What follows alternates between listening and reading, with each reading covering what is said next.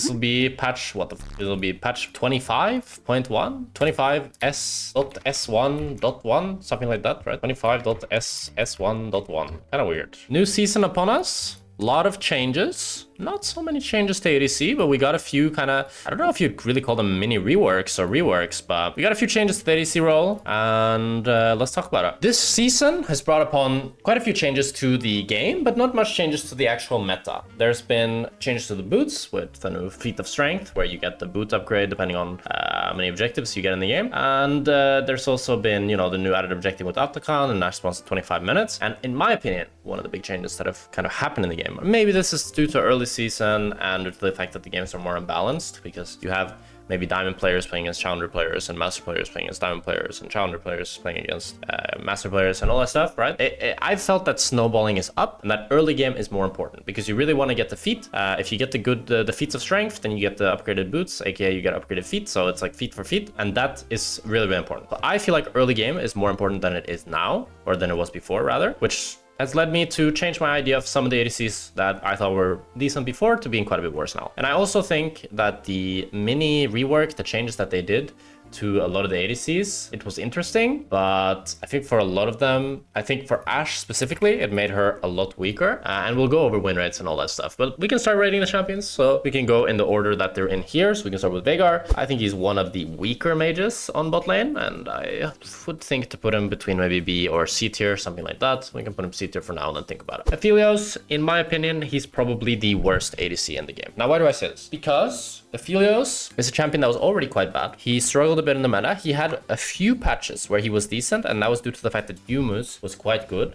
And he could rush Yumus, and that solved one of his issues, which is essentially very low mobility, very low movement speed. But after they, you know, nerfed Yumus, I think that was no longer really that strong, and he kind of lost any real viability in the meta. And then we have what's happening now, where early game is more important, in which case Aphelios early game is quite weak, and also the fact that mages are being played a lot of bot lane. Usually a lot of the time when people say that mages are like a problem on bot lane, they're actually not being played that much. But if you look at pick rate, you'll see that there's still a lot of ADCs being played. But if you scroll down a little bit, you'll see that there are a lot of mages, and a lot of them have quite decent win rates. And even the ADCs that are played, a lot of these are really tough for Aphelios. Aphelios is like nice into Jinx. I don't like him into Ezreal. I don't like him into Caitlyn. I don't like him into Jhin. I don't like him into Ashe. I don't like him into Meph. I like him into Xayah. I don't like him into Corki. I don't like him into Varus. I don't like him into... He's okay into Draven. It's like hard matchup though.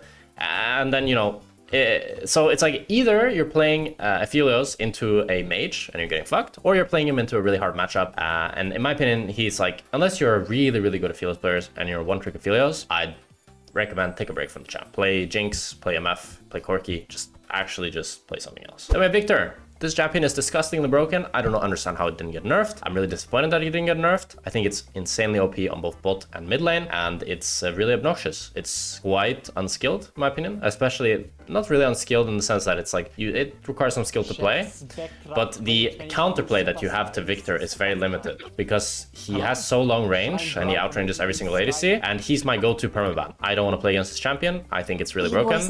That's it. Then we got Smolder.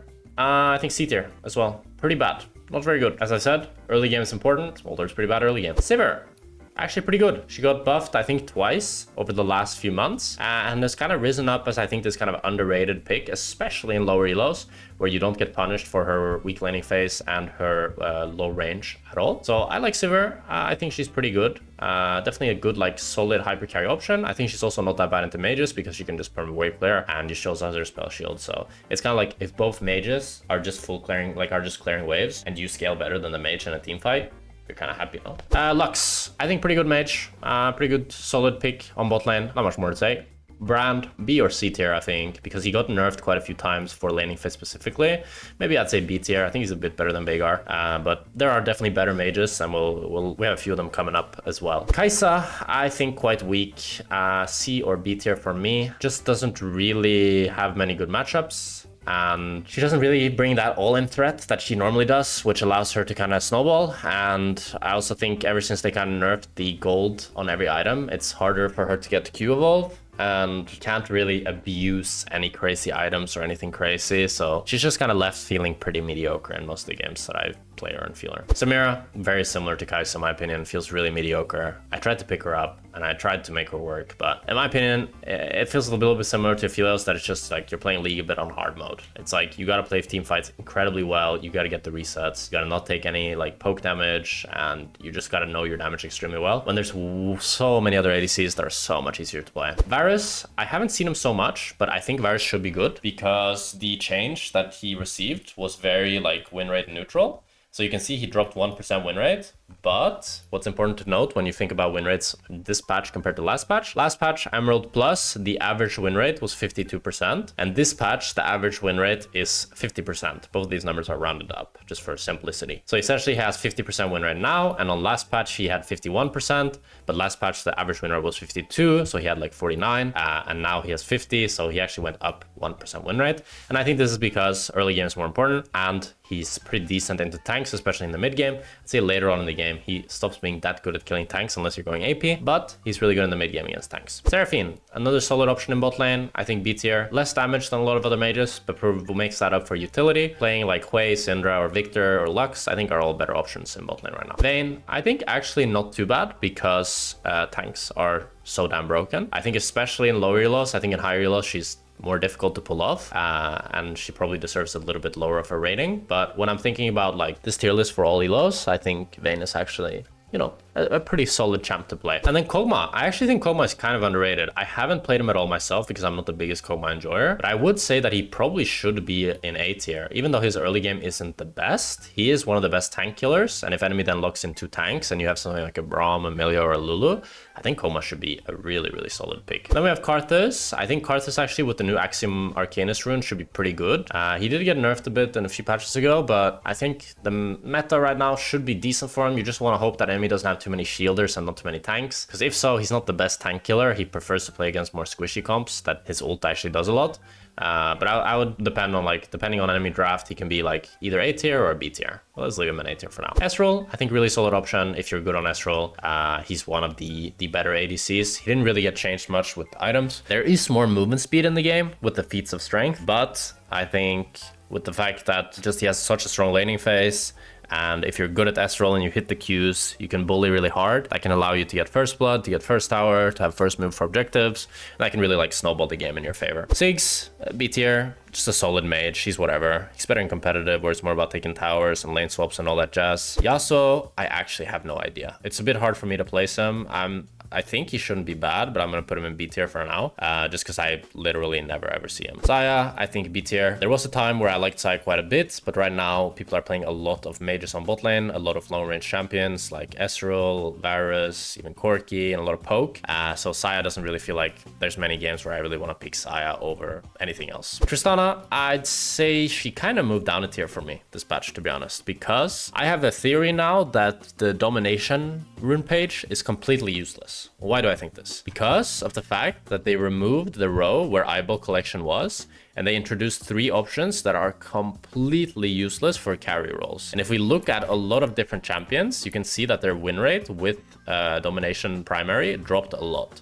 So Tristana last patch with domination, like with Halo Blades, had, let's see, she had a 53% win rate. Now she has 47% win rate. That's a huge decrease. And of course, maybe it's a small sample size, and it could also be partially due to the fact that it's more of a tanky meta. That means that the burst from Halo Blades is going to be a little bit less valuable, but also a huge impacting factor is the fact that you're playing essentially with 1 less minor rune compared to if you went a different tree. These 3 minor runes on ADC are so useless, it's unbelievable. I don't know what they were thinking with this change. It really doesn't make sense to me. I don't think domination as a tree was particularly OP on either assassins or ADCs. So I don't know why they did this. I think it makes, like now, I don't play Dark Harvest on Jhin anymore. I don't play Dark Harvest on MF. I don't play Halo Blades. I play Precision Primary only, pretty much. Or you go Sorcery Primary. You can also go First Strike on MF or something like that. Then we have Twitch. I think pretty bad. The buff was placebo, but he is a very strong solo queue champion. Because people will always die to his stealth. Actually, maybe I think he's like bottom of B tier, top of C tier. Actually, maybe C tier. Nah. I think bottom of B tier. He's not the best. He's not the best. He's definitely seen better days. Definitely seen better days. Then we have Kalista. I think the changes for her were kind of similar to Varus, and that was very neutral. If we have a look at her win rate, we can see she's now at 49%, and last patch she was at 50%. So her win rate dropped 1% when we would predict that her win rate would drop 2% if it matched the relative win rate of the average win rate. But at the same time, she does still have a literal negative win rate, so it's like kind of hard to rate her that high. But I do think as a high-low pick, if you're a good Kalista player, if you have a duo queue, she can work really well. But other than that, it's like, you know, it's just solid. It's just solid. Then we have Corki, S or Z tier. Maybe I don't even want S tier. I think I don't want Z tier, to be honest. Yeah, I think everything, for me, how it looks is like Corki's S tier, Victor is S tier, and then one more champ is S tier as well that we'll get to. So Corki, as you guys probably know by now, it's just really, really obnoxious champion. Can buy such a tanky build. I think that's the biggest reason why he's so strong in my opinion, is that he can rush plated steel caps, he can go phage, and he still does damage because he has so high base damages. So he can be way tankier than every other ADC while also dealing a ton of damage. And that just makes it so that you never lose. Like, I can't believe how frustrating this is to play against Corki because I've had so many games. I had one today where you get a big gold lead before he's bought items. I 2v2 killed them and I was 2-0, and Corki was a 1-1. And I had 500 or 600 gold lead in items, and he still wins 1v1 against me, which is super rare for other champions early game, even for champions that are strong early game. Unless you're playing a piece of shit champion early game, if you have 500, 600 gold lead, you will just win trades. You will just win trades. That's usually how it is. But Corki is an exception because he buys so defensively and he gets so tanky and he makes use of the stats so well. Then we have Hwei. I think I'm hesitant to put him S tier or A tier. I do think he's the best mage alongside Victor on bot lane. So for now, tentatively, I will put him in S tier. Then with Jhin, I think really solid champ still, even with fleet. Even though, actually, I mean, maybe I should rate Jhin lower because it's kind of like tank meta. He lost our harvest, but he still just has a good laning phase. But I think we don't put him top of A tier, we put him bottom of A tier. I think he's closer to B tier now than he was before. Before, I think he was top of A tier, close to S tier. Now he's more like A tier, closing in on B tier. I think the build on him now that I'd probably recommend is just Collector into Infinity Edge, into Lord Dominic's, or Mortal Reminder if they have healing, and then Rapid Fire fourth. And that's going to be your go-to build most games. Lucian, very whatever champ. He's good with Braum, Milio, Nami, and decent with Sona Yumi. It's like pretty rare that you really want to play Lucian. But in games, I guess, where you want a decent early game champion and you also have Braum, Milio, or Nami, it's going to be decent. Zeri, I think really bad. Really, really bad.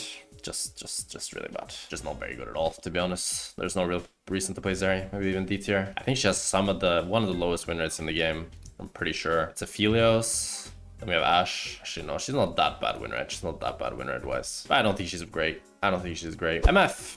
S tier. In my opinion, alongside Corki, these are the two best ADCs by far that are actually able to carry games consistently. When I've played a lot of games. I've played a few games now on the new patch. And I was struggling. Honestly, I was struggling. Even when I was duking, I was struggling. Trying to play different champions. Of course, I was a little bit unlucky as well, right? There was a lot of inters, there were a lot of noob teams, all that jazz. But then I just started playing MF only. And of course, we lost a few games at the end here. But you can see how easy it became to kind of carry games. Because one, I could start consistently winning laning phase because I had a champion that was good in lane. And two, the champion actually scales pretty damn well. So I was able to carry team fights as well. I think the best build on her is BT, Essence River, IE, and then LDR or Mortal Reminder if they have healing. And with PTA and then Sorcery, Absolute Gathering, Absolute Focus, and Gathering Storm, or the new Axiom Arcanist Rune. I'm not sure how good the Axiom Arcanist Rune is. I need to test it out a bit more. But this build is really good in this meta where lethality is not that good because it's more like a tank season. We're also, I don't think you should go first strike. I think you can go first strike if you're more low elo, but especially if you're nearing high elo, I think PTA is just too valuable for the trades and for the fact that you really want to win lane on this champ. While in your low elo, you can kind of just spam Q, spam E's, and get your first strike procs, and that can be a good gold income. But in high reloads where people are playing lane more sharp, more fresh, then I think having PTA is going to be really, really important. Draven, pretty dog shit. Pretty dog shit. I think somewhere around here. He's not good in tank meta. Yeah, he's just not the best in this tank meta. He is good though because it's like high early game focus. But everybody and their grandma rushes plated steel caps, and Draven, once they get plated steel caps, his damage is reduced by half, and it just feels so unbelievably dog shit. I think Draven is not the best. And I haven't really been enjoying him too much, and I feel like you can get similar results just playing MF Corki in terms of like winning lane. Ashe also lost a ton of win rate, and I only saw her a bit on day one, and now everybody has abandoned her, and I think she's just not the best. but I'm gonna put her in B tier for now, and I definitely need to get to see a few more games of her being played, because I'm not fully sure how good she is. I think she should be somewhere along B tier, somewhere along the line. Nilah, kind of a one-trick champ, kind of a niche champ. I have not seen her yet this season, but usually she sits around B tier. Really good counter pick, but very situational, needs to see a lot of champions, needs to fit perfectly into the draft, needs to not play against a lot of CC, very weak into Poppy, weak into Maokai, can be decent into some tanks though that don't have too much CC for her, that isn't too annoying, but she's very niche, she's very niche. You should look up on her, read guides, and watch guides if you really want to get to know her and play her a lot. Syndra, I think A tier, not as quite as good as Victor and Hwei for the mages, but similar tier as Lux. Overall, a really solid mage. Senna, I think really bad, don't play her on ADC. Just play her on support if you want, but even then. Actually, don't play her on support either. I hate Senna support so much. It's so useless. Don't play Senna support. Jinx, top of 8 here. I think doesn't quite make it among the big boys of MF Corki, but is a really solid scaling pick. I think it's still the best like hyper carry that you can play, and it's the best like scaling pick in bot lane. And then Caitlyn, I think somewhere along here. I think also isn't like crazy good right now due to the fact that it's more tank meta. She also liked Halo Blades. If you guys saw the Metro Archer guide, it's the best Caitlyn EU West. He was a big proponent of Halo Blades Caitlyn, and that now I think is pretty much dead because just the domination tree is complete garbage. That's why I will want to put Caitlyn in B tier, not the best into tanks, kind of dead with Halo Blades, so you have to be either first strike or lethal tempo, which are fine options, but not as good as Halo Blades in a lot of games. And you're also wanting to buy lethality, and then if enemy has a tank, you're kind of better off picking different champions, and I think Caitlyn into mages is also not very good, but she does pretty decently into MF Corki, so into those two champions I would consider picking Caitlyn. I think that's every champion, right? Is there any champion I missed? I think that's every champion, every ADC. There may be some mages that you could argue, but I picked the mages that I've actually seen in my games that I think are like reasonable that people play. And overall this season, for me, there are a few things that I hope Riot does. I'm a bit disappointed. I hope that they buff the Berserker Greaves upgrades. I think it's really weird to me that we're coming into the season with ADC being the weakest role in the game, and then our boots are the weakest in the game as well. I think that's super backwards. I think ADC is the role that scales the best, so shouldn't we get access to one of the best boots at least? It doesn't need to be the best, but I think it should be up there as boots upgrades go. That would make sense in my opinion, especially since we also lost Zephyr, and this is supposed to replace Zephyr for us, kind of, right? And I also hope that they kind of relook into crit again. I think crit itemization on ADC is still incredibly lackluster. Yuntal does not feel good as an item. It was kind of a failed experiment, I think, and I hope that they find something that is more permanent and more sticks and feels better to play as an ADC, because right now, in my opinion, buying like standard crit is very, very underwhelming and just doesn't feel that fun. And I also hope that Zeri Kai'Sa becomes kind of the meta again, because those, in my opinion, are the most fun ADCs. I would like to see that. Yeah, these are my thoughts on ADC. Before I go, one thing that I want to remind you of is don't fall into the delusion of thinking that you cannot climb because your role is weak. There are ADCs climbing on every server, everywhere. And if you play better than the opponent, you will climb. Sometimes you will get inted, sometimes you will have unwinnable games, but that's just life. Don't delude yourself into thinking that because your role is weak, you can't climb. I think if you play really, really good, you can win 70% of your games. Of course, that can be unrealistic, but you should hold yourself to a high standard, aim to carry every single game, and have belief and self-belief in yourself that you can carry every single game, because that's, at the end of the day, how you climb. I wish you guys the best of luck on your solo queue journey, and that was the tier list.